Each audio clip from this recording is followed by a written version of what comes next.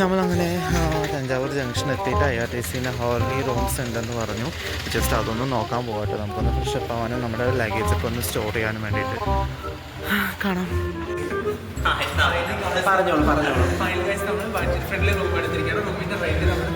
നമുക്ക് KSRTC ഒന്നും കിട്ടിയില്ല. അപ്പോൾ നമ്മളിവിടെ അടുത്തുള്ള ഗണേഷ് IRCTC അപ്പോൾ നമ്മളിവിടെ ഗണേഷ് ഹോട്ടലിൽ റൂം എടുത്തു. 1500 രൂപ. എൻ്റെ കയ്യിൽ നിന്നാണ് 1500 രൂപ ഇറക്കിയിരിക്കുന്നത് എന്ന് ഞാൻ ഈ അവസരത്തിൽ പറയാൻ ആഗ്രഹിക്കുന്നു. റൂമിൻ്റെ അവസ്ഥ കാണിച്ചു തരാം. IRCTC റൂമിൽ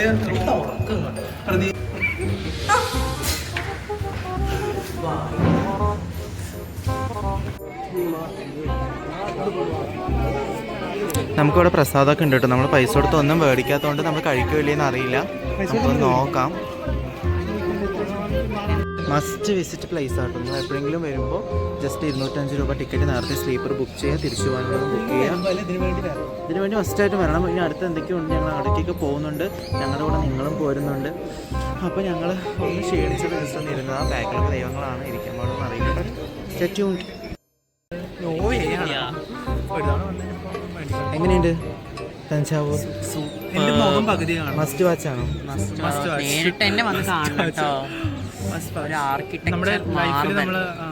ഇത് ഇത്രയും ഹൈറ്റിൽ ഇത് ചെയ്തത് എന്താണ്? അശ്വിൻ പറഞ്ഞ എന്താണ്? 6 കിലോമീറ്റർ നിരപ്പായിട്ട് ഒരു സ്ലോപ്പ് ഉണ്ടാക്കി അത് നിരക്കി കയറ്റിയത്. എന്നാലും അൺപ്രഡിക്റ്റബിൾ ആട്ടോ. നമുക്ക് എന്താ പറയാ, കണ്ടാലേ അത് മനസ്സിലാവും. ഫോട്ടോയിലൊന്നും 5 ലഡു നമ്മൾ മേടിച്ചിട്ടുണ്ട്. 50 രൂപ. 5 ലഡു 50. അതുപോലെ മുറുക്കുണ്ട് 50 രൂപ. ഉണ്ണിയപ്പം 50 തോന്നുന്നു. എല്ലാം 50 ആയിരിക്കും. പക്ഷെ ഞങ്ങൾ പുറത്ത് പോയിട്ട് നീ നല്ല രീതിയിൽ കഴിക്കണം. നല്ല വിശപ്പുണ്ട്. ചായ കുടിക്കാത്തതിൻ്റെ തലവേദനയുണ്ട്. ഉറങ്ങാത്തതിൻ്റെ ബുദ്ധിമുട്ടുണ്ട്. ഷുഗർ ക്രേവിങ് ഇവരെന്നല്ല നല്ലോണം. ഷുഗർ ഇവിടെ എല്ലാ ക്രേവിങ്ങും. മഴ ചെറുതായി എല്ലാം പോകുന്നൊരു ക്രേവിങ്. മഴ ചാറുന്നുണ്ട്. നമുക്ക് എവിടെയെങ്കിലും ഇരുന്ന് കഴിക്കാം.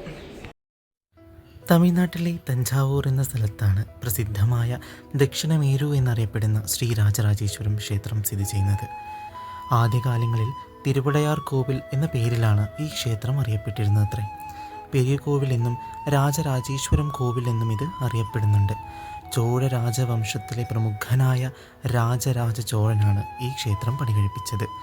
AD 985 തുടങ്ങിയ ക്ഷേത്ര നിർമ്മാണം 1013 പൂർത്തിയാക്കിയത്. ശിവനാണ് പ്രധാന പ്രതിഷ്ഠയായി ഇവിടെ ആരാധിച്ചു വരുന്നത്. പൂർണ്ണമായും കരിങ്കല്ലിൽ തീർത്ത ഏക ക്ഷേത്രമായി ഇത് കണക്കാക്കപ്പെടുന്നുണ്ട്. പരമശിവനെ ലിംഗരൂപത്തിലാണ് ഇവിടെ പ്രതിഷ്ഠിച്ചിരിക്കുന്നത്. അക്കാലത്തെ ക്ഷേത്രങ്ങളിൽ ഏറ്റവും ഉയരമുള്ള ഗോപുരം ഇതായിരുന്നു. AD 1010 അരുൾ മൊഴിവർമ്മൻ എന്നും വിളിക്കപ്പെട്ടിരുന്ന രാജരാജ ചോളൻ ഒന്നാമൻ്റെ കാലത്താണ് പണിതത്. 16-ാം നൂറ്റാണ്ടിലാണ് പുറം മതിലുകൾ പണിതത്. 66 മീറ്റർ ഉയരമുള്ള ഗോപുരത്തിന് മുകളിൽ ഗോളാകൃതിയിലുള്ള വലിപ്പമേറിയ കലശമുണ്ട്. 16 അടി നീളവും 13 അടി ഉയരവുമുള്ള ഒറ്റക്കല്ലിൽ തീർത്ത നന്ദിയുടെ ശില്പവും ഈ ക്ഷേത്രത്തിലുണ്ട്. 400 തൂണുകളുള്ള വരാന്തയും 5 നിലകളുള്ള പ്രവേശന ഗോപുരവുമുണ്ട്. കൂഞ്ചിറമല്ലൻ പെരുന്തച്ചൻ എന്ന ശില്പിയാണ് ഈ ബൃഹത് ക്ഷേത്രം രൂപകൽപ്പന ചെയ്തത് എന്ന് വിശ്വസിക്കുന്നു. മനോഹരമായ ചോള വാസ്തുവിദ്യയുടെ നല്ല ഉദാഹരണമാണിവിടം. യുനെസ്കോ ലോക പൈതൃക സ്ഥാനമായി ബൃഹദീശ്വര ക്ഷേത്രത്തെ പ്രഖ്യാപിച്ചിട്ടുമുണ്ടത്രേ. പ്രധാന പ്രതിഷ്ഠയായ ശിവൻ ലിംഗരൂപത്തിലാണ് ഇവിടെ ആരാധിക്കപ്പെടുന്നത്. ഒറ്റക്കല്ലിൽ നിർമ്മിച്ച ഈ ശിവലിംഗത്തിന് 8.7 മീറ്റർ ഉയരമുണ്ട്. ശ്രീ വിമാനയുടെ വടക്ക് ദിശയിലാണ് ചണ്ഡികേശ്വരൻ പ്രതിഷ്ഠ. മഹാമണ്ഡപത്തിൻ്റെ മുൻവശം 13-ാം നൂറ്റാണ്ടിൽ പാണ്ഡ്യ രാജാവ് പണികഴിപ്പിച്ച പെരിയ നായകി അമ്മാൾ ക്ഷേത്രം. ദേവി പ്രതിഷ്ഠയാണിവിടെ. നന്ദി മണ്ഡപവും സുബ്രഹ്മണ്യ ക്ഷേത്രവും പിന്നീട് ഭരിച്ച നായ്ക്കന്മാരുടെ സംഭാവനയായിരുന്നു. പ്രതികാരത്തിൻ്റെ തെക്ക് കിഴക്ക് ഭാഗത്തുള്ള ഗണപതി ക്ഷേത്രം മറാത്ത രാജാവ് സർഫോജി 18-ാം നൂറ്റാണ്ടിൽ പണികഴിപ്പിച്ചതാണ്. ഇവ കൂടാതെ ഉപദേവതകളായ ദക്ഷിണാമൂർത്തി, സൂര്യൻ, ചന്ദ്രൻ, അഷ്ടദിക്പാലകർ, ഇന്ദ്രൻ, അഗ്നി, ഈശാനം, വായു, നിരുത്, യമൻ, കുബേരൻ തുടങ്ങിയവയുടെ സ്ഥാനങ്ങളും ഇവിടെയുണ്ട്. ക്ഷേത്ര ഗോപുരത്തിൻ്റെ മുകളിലെ കല്ലിന് ഏകദേശം 90 ടൺ ഭാരമുണ്ട്. ഏകദേശം 4 കിലോമീറ്റർ നീളമുള്ള ചെരുവുതലം നിർമ്മിച്ച് കല്ലുകളെ അതിലൂടെ നിരക്കി നീക്കിയാണ് അവയെ മുകളിലേക്ക് എത്തിച്ചത്. കൃഷ്ണശിലയിൽ നിർമ്മിച്ച ക്ഷേത്രം വാസ്തുവിദ്യയുടെ വിസ്മയമായി ഇന്നും നിലകൊള്ളുന്നു. വലിയ ഗോപുരങ്ങളും തോരണം എന്നു പേരുള്ള പ്രവേശന കവാടവും ക്ഷേത്രത്തിനുണ്ട്. 240.9 മീറ്റർ നീളവും 122 മീറ്റർ വീതിയുമുള്ള കെട്ടിടത്തിന് ചുറ്റുമായി 2 നിലയുള്ള മാളിക നിർമ്മിച്ചിരിക്കുന്നു. ശിഖരം എന്ന് വിളിക്കുന്ന താഴികക്കുടത്തിന് 8 വശങ്ങളുണ്ട്. 7.8 മീറ്റർ വീതിയുമുള്ള ഒറ്റക്കല്ലിലാണ് ഇതിൻ്റെ നിർമ്മാണം.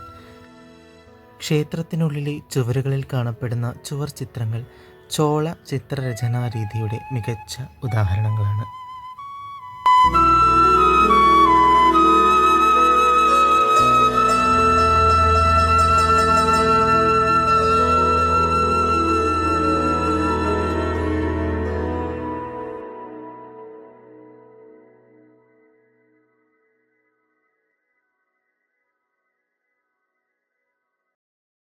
ഇവിടെ എന്തോ പ്രസാദം കൊടുക്കുന്ന കണ്ടിട്ട് നമ്മൾ ക്യൂ നിൽക്കുന്നുണ്ട് കേട്ടോ. എന്താ നോക്കി കിട്ടിയിട്ട് കാണിച്ചു തരാമേ. ഇതെന്താ പ്രസാദം കിട്ടിയിട്ടോ?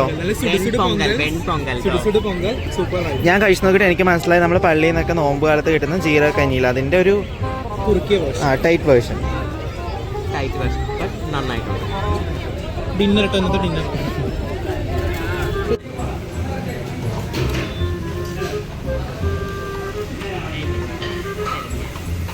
നീ അരച്ച കട്ടിച്ചട്നീൻ്റെ അത്ര ടേസ്റ്റ് ഒന്നും വരില്ല, എങ്കിലും നല്ലതാ.